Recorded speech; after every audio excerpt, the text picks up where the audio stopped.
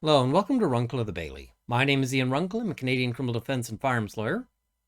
A lot of people have been asking me, why does the Liberal Party want to ban the Ruger #1 rifle?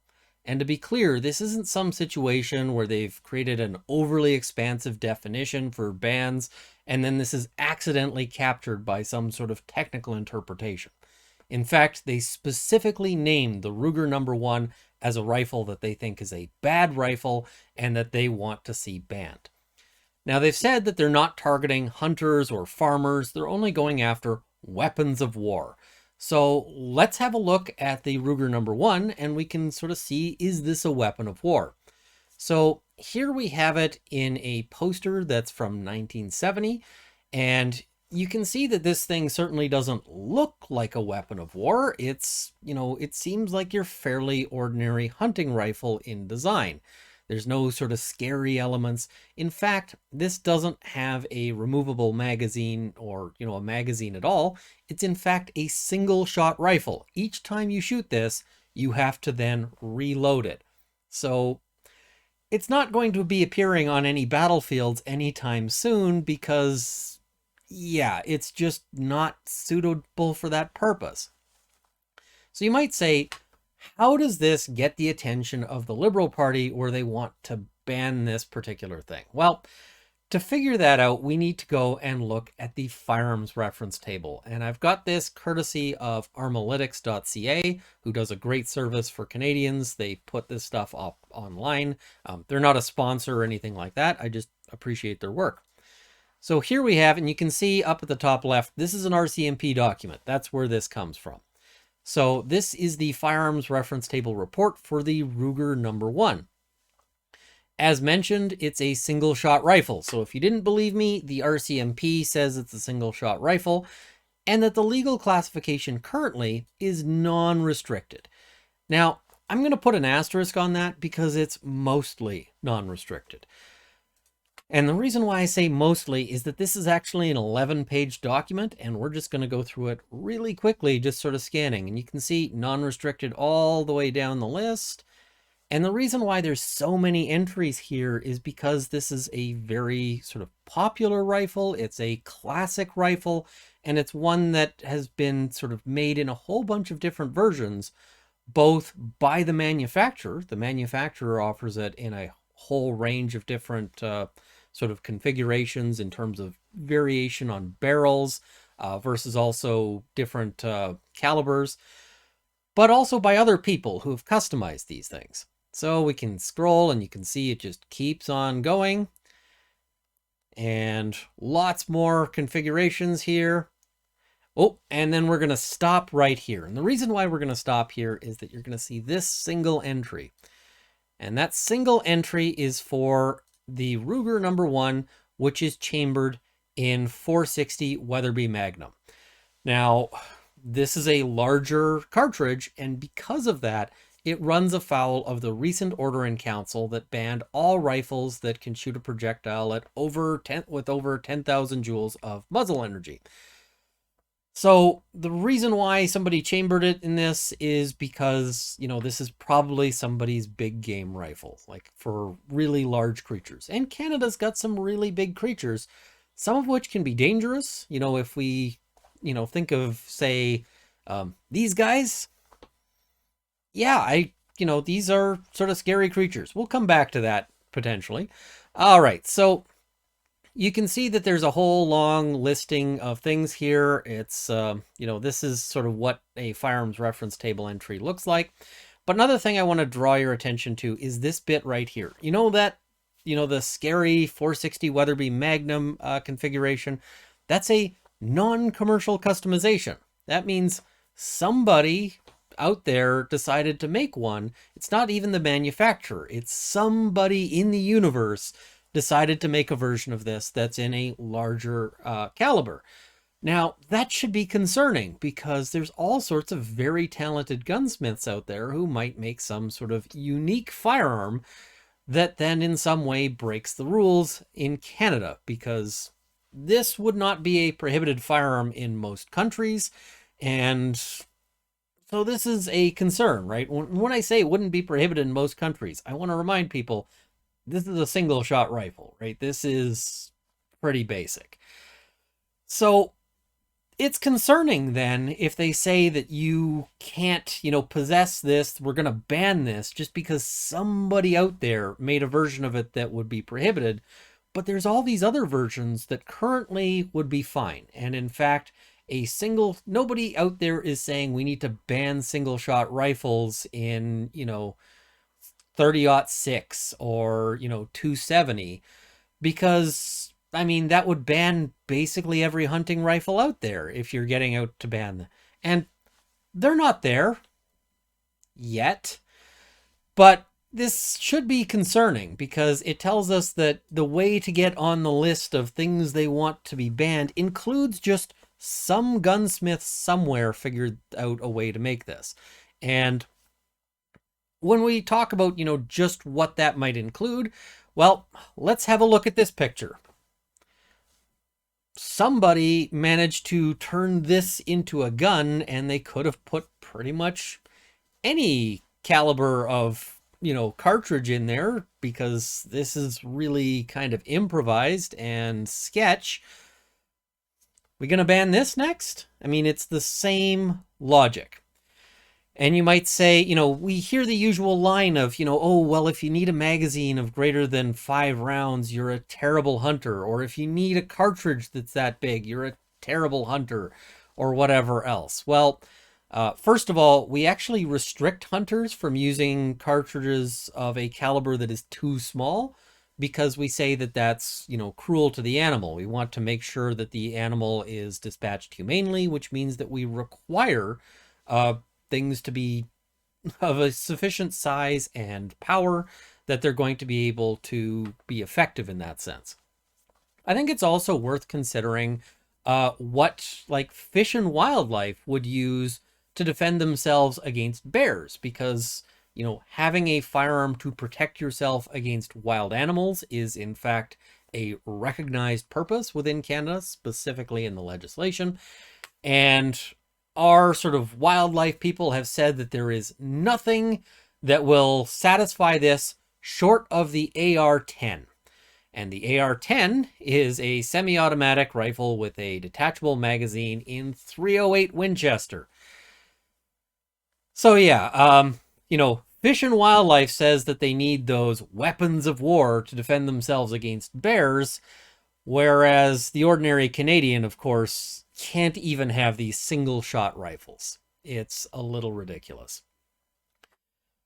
Fundamentally, this tells us that what they're looking at here is an ever-expanding list for bans. And, if you have a rifle and you're saying, I'm a hunter, they haven't banned any of my stuff, this entry makes it very clear that you should really be thinking that you may be next on the list. For any of the firearms you have, do you think it would be impossible for somebody to make a new version that shoots a much larger caliber? Want to bet on that?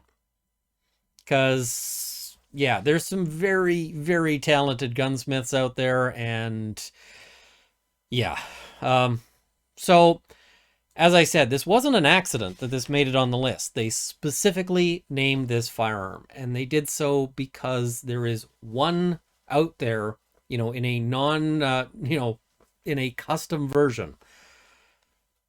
So, and for the non-gun owners, if you're wondering why gun owners are concerned to see this kind of thing, think about if they said, listen, we're going to ban any car model that somebody out there could modify to not be street legal.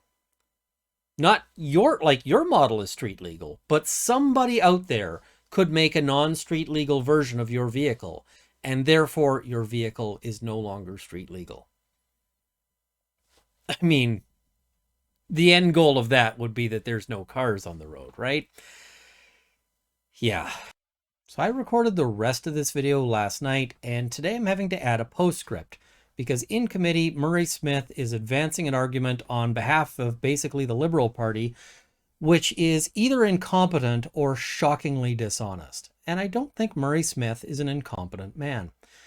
Now, the argument that they're making is that the Ruger number one is not affected by this ban at all because the Order in Council previously banned that one edition, that 460 Weatherby Magnum version that shoots over 10,000 joules, and that it doesn't cover any of the other models. Now, the way they get there, I'm going to explain sort of the argument here, and then I'm going to explain why it's deceptive and why it's not accurate. So the language that we have here is, and this is from the new bans that they're trying to put through in Bill C-21. It says, any firearm capable of discharging a projectile with a muzzle energy greater than 10,000 joules, other than one referred to in item 12, 13, 14, 20, 22, or 30 of this schedule, which we're not going to need to worry about here, or one designed exclusively for the purpose of neutralizing explosive devices, including the, and then they give this giant list, and it's, you can see it's not a small list at all. It just keeps going. But then, down here we see the Ruger number one. All right, so they specifically include this to make sure that it's captured. This is, otherwise, if you didn't mean to specifically include the Ruger number one, you would just use the general definition. And they're saying, well, this is actually a subset of that general definition, that in fact the general thing limits this specific entry, which is not how this gets interpreted in general, not how these things get interpreted in any other scenario. What this means in actual practical value is that they have defined the Ruger number one in any configuration as something that shoots over 10,000 joules.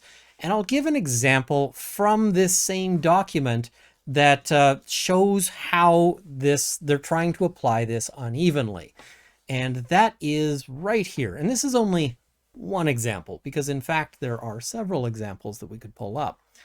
And so they say the firearms of the designs commonly known as the Schmeiser MP38, the Schmeiser MP40, and the Schmeiser MP38/40, I might be mispronouncing that, and any variants or modified versions of them, including and the first entry is the German sport gun, GSG MP40 carbine. Now, a lot of viewers won't be familiar with what this item is. It is a .22 caliber firearm, which has basically no similarity to the actual MP40 except cosmetic. This is designed to be essentially a look-alike thing. It's not an MP40 in terms of its design, and previously that's something that had not been considered a variant because it doesn't share parts. It's not the same gun. It's basically the equivalent of a Honda Civic with a Porsche body kit, right? And underneath that, it's still the Civic. You wouldn't say, hey, I'm driving a sports car, if all you've got is the Civic with the body kit. So here they are, there's no way that they would say that this interpretation says that the GSG 40 is still legal because it's not a variant. In fact, what they're doing is they are defining it as a variant no matter what capabilities the GSG MP40 has of the actual MP40, even though it's basically just a cosplaying gun. Now, I'll give another example, and this one's kind of personal because, as some of you know, I am currently involved in litigation with the federal government over the AR-15 ban.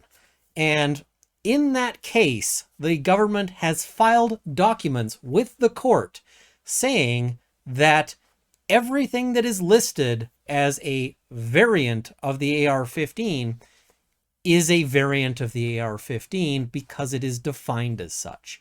So in court, they have taken this position, which means that either the government has a responsibility to correct an error that has been made and to correct essentially that they have misadvised the court, that they've given the court improper information, or else Murray Smith should not be saying the things that he's saying because they're just, as I said, either shockingly incompetent or shockingly dishonest.